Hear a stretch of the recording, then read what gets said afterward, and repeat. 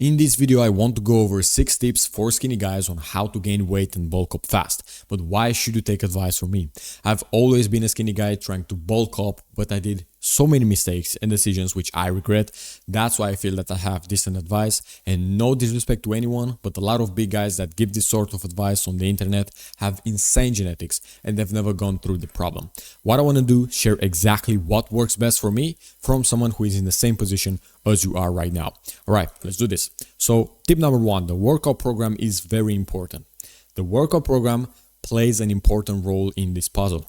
So doing the wrong split will lead to less gains. Because if you think about it, the bulking game, you need to eat more to provide enough energy, enough calories to gain weight and to build more muscle, but you also need the training to stimulate the muscles to grow. Now, if you have a bad training, then your muscles won't receive that good of a stimulus, so they won't grow properly. They won't grow. So there is not such thing as the perfect workout program, but there is a wrong split for you. So the wrong split is the one that you cannot stay consistent with. So if you choose right now push-pull legs training 6 days a week because you think that's the most optimal one, but you can only achieve 4 days a week of training, then that's a bad workout program for you because you can only go to the gym 4 days a week. Why would you choose 6 days a week if you can only go 4 days a week? Then choose the 4 days a week if you can only go 4 days a week. You see what I mean? And then, second thing, the one that doesn't have a symmetrical structure. So if you have to train your chest on Monday and then you have to train your chest again on Tuesday, that's not the best thing because you need to let your muscles to recover until you train them again. But I'll also give you some good indicators of a good workout program. But for years, I've been struggling to put on muscle mass because my training program was bad, right? I chose the one that I thought is the most optimal, but was in fact a bad one for me.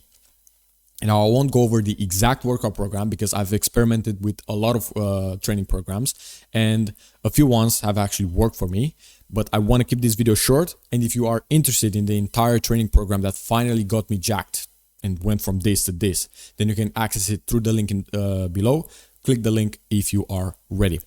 Now, indicators of a good workout program. So if you just take these and then look at your workout program, you can say, okay, this is the good workout for me or not. Number 1, you have about 2 to 3 exercises per muscle per session. So if you look at your program and you have to train your chest today and you have, let's say, incline dumbbell press and then a pec deck, that's probably a solid workout for your chest. Then, if we talk about the back, which is not a muscle, it's a muscle group, there are multiple muscles in there, you should probably have 3 to 4 exercises, right? Because you need more exercises because there are more muscles in order to target all of those. Second indicator, train the desired muscles twice per week. So if your goal is to grow big shoulders, then your program should say train the shoulder muscles 2 times a week at least. So if your goal is to train your shoulder muscles and get bigger shoulders, then your program should say there 2, 3, maybe 4 times a week training the shoulders. The third indicator, enough space between training days. This is like the previous point that I said here, the symmetrical structure.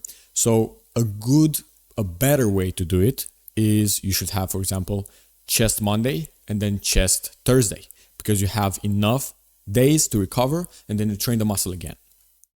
And the last one, your workout program should include good exercises, which is the next point that I want to talk about, doing the wrong exercises. This is like taking a train that goes in the opposite direction, right? Because if you want to train your biceps and you choose an exercise that actually targets your forearms, which I see in the gym every single day, then you won't grow bigger biceps. I'm sorry to break it out to you, but you won't build bigger biceps. You choose the train that goes in the other direction. You want to go here, but you choose the train that goes that way. So you can train hard, but train hard with the right exercises. Okay, some good exercises. let's go over what does good exercises even mean. The ones that actually work the muscles that you want to grow, right? It's common sense, but if you take a look in the gym, a lot of people, if you have some knowledge about it, a lot of people don't know what they're doing. So the ones that actually work the muscles that you want to grow. There's another tip there. Include isolations and compounds. But before that, think about if I want to train my shoulders and I do an exercise which was supposed to be a shoulder exercise. Where do I need to feel the muscles working? In my shoulder region. Well, that's a good way to check if the exercise is good or bad. Whenever you do an exercise, think about, okay, which muscle is this exercise supposed to work? Okay, I train my chest, I do pec deck, so I need to feel my chest because I train my chest. Do I feel my chest working? Yes or no? If yes, continue. No, maybe you have the technique, which is wrong, or the exercise is simply bad. Coming back, include isolations and compounds. What are isolations? Isolations, think about you isolate one muscle from the other muscles. And compounds, you work multiple muscles in one go.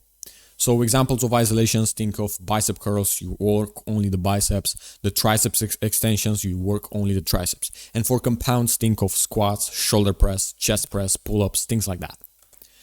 Next, you forget to eat. And I need to tell you that the reason why the scale doesn't go up is because you simply don't eat enough food.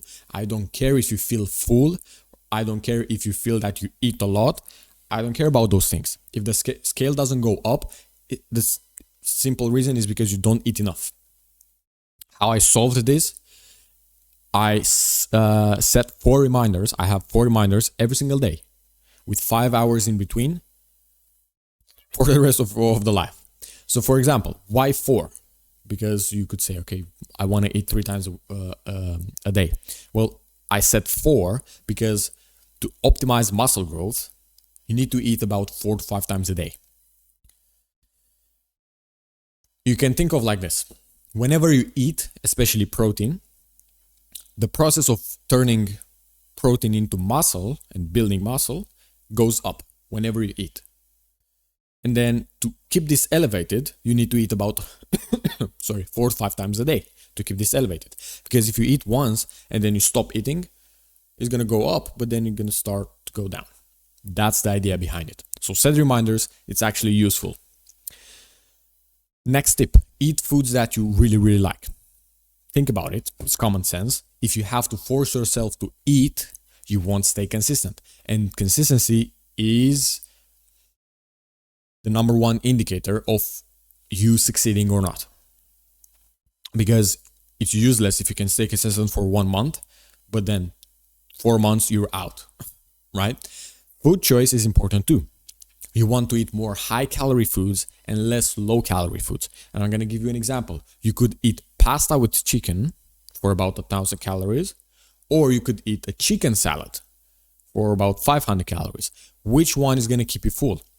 Chicken salad is going to keep you full for a couple of hours because you've got a bunch of a salad and a bunch of fibers.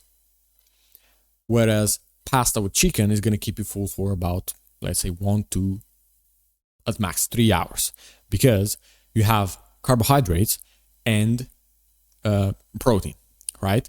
And you get not only that's going to keep you full for less time, but you're also going to get more calories, double the calories.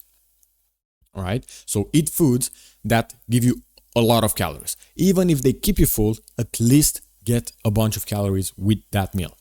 Tip, add healthy fats such as olive oil, nut butter, any nuts, avocados, salmon to your foods. And also eat high calorie fruits like bananas. A lot of people think that, I need to stay away from fruits because they're low calorie foods. Yeah.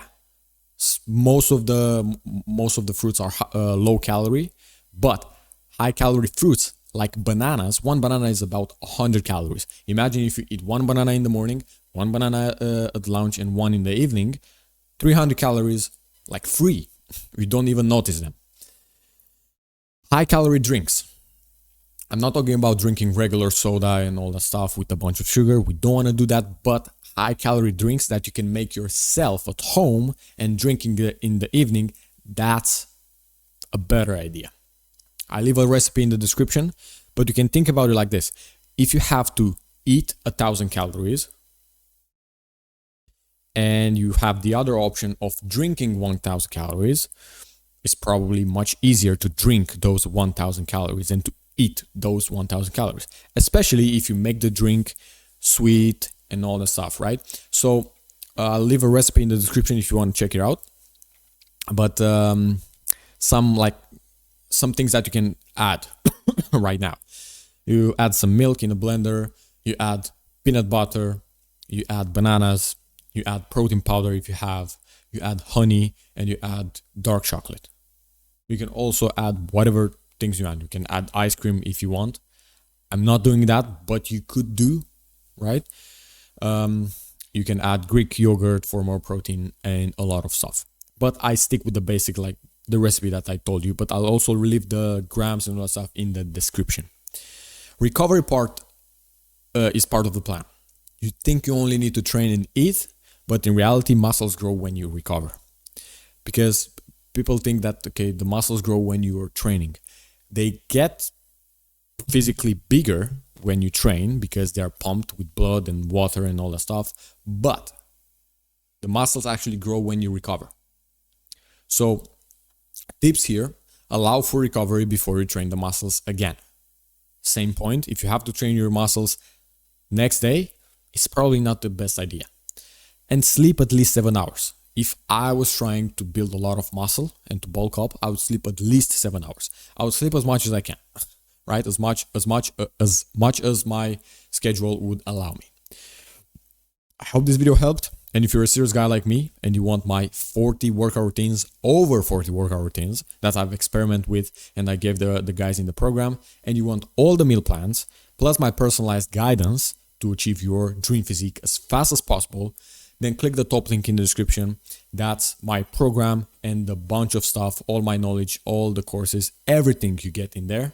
And you also get your body assessment for the first 100 members. So I would advise you to rush and to join because it's about only for the first 100 members. And what is this body assessment? Well, you go in there, you go to this tab right here, body assessment, and all you need to do, I instruct you there, you need to post your current physique and you answer a couple of questions, and I'll record a short video for you with the detailed indications of what you need to do. I'll tell you the calories that you need to eat, how many times per day, the workout program that suits your schedule and all that stuff, right? And we also do weekly calls where I go over your program and your progress, and I tell you what to adjust and all that stuff. It's very, very fun. The guys in there are already getting progress. So click the top link in the description. I'll message you right after you join.